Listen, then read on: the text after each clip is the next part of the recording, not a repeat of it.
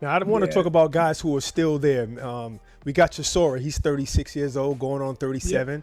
And the former undisputed at cruiserweight champion, Usyk. Does Chisora stand a chance in this fight? Of course he has a chance. He's a heavyweight. And as we've seen, he's been written off many times and he's found a way through. I mean, every man and his dog had him down and out against Carlos Takam, and he just pulls it out the bag and gets rid of the guy in absolutely phenomenal style. There's just various fights where he's drawn it from somewhere. You know, I don't know. I've known Del a long, long time. I went through the amateur game with him. He's been my friend for a long time, and he's definitely live and active in this fight. He knows that he can't afford a loss here. It would be disastrous to his career.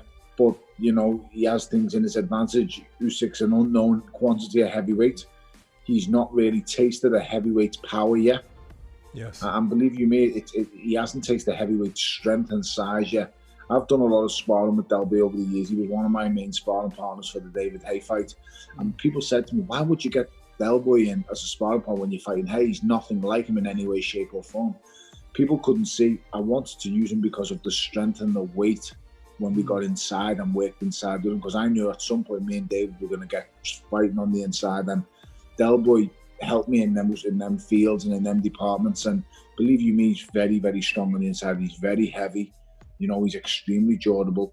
And if Usyk thinks he's going to get it easy in there, believe you me, he's not. Delboy knows what he's going into. He's going into the best pure boxer from, you know, barring Lomachenko, Usyk is probably the best pure boxer in the sport. Him and Lomachenko and Canelo, I would say, the only better pure boxers than him. He is that good. I mean, at the heavyweight division, he is unbelievable. He really is. I mean, Terence Crawford definitely deserves a shout in there. I forgot about him. Okay, there we go.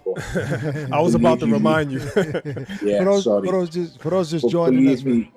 Usyk is the real deal. He is the best I ever faced. He's unbelievably talented, and his footwork is on a level above anyone's in the world. I don't care who you say. His feet, it's not actually what he's doing that you can watch. It's what he does when you face him. It's the things that he does when you're in the ring and the slight minor adjustments he make. I mean, Lomachenko has nobody who's good enough to challenge him and push him where he has to make them adjustments. I only realised how good Usyk's feet were once I finally got in the ring with him.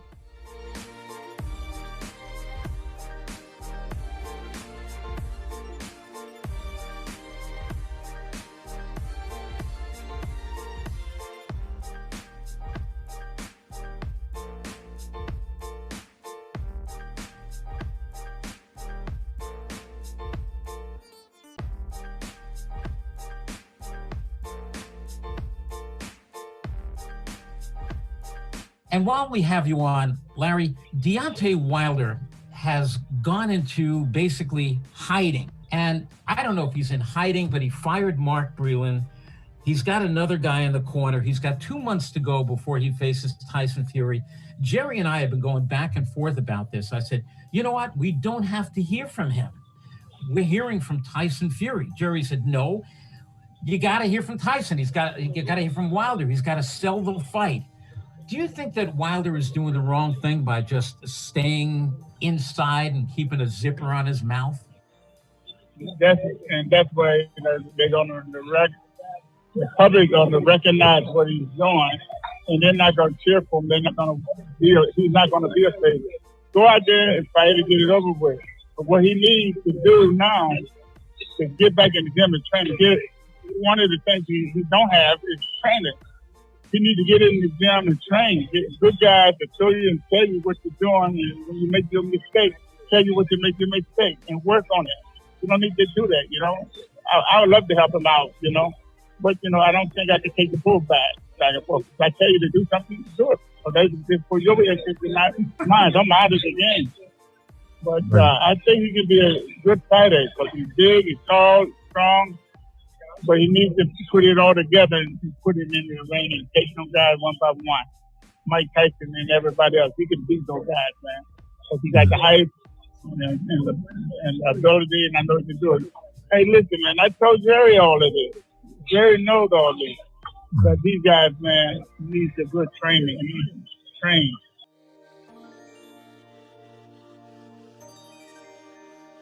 And we've spoken about Tommy as well. I know you were on the radio with Tyson the other day, who threw a nice curveball in and said, BT, put your hands in your pockets. Let's get something on in December, didn't he? So what's the situation now with Tyson? Because we know the Wilder fight is there, and we know he wants to do it, and we know he's contracted to do it.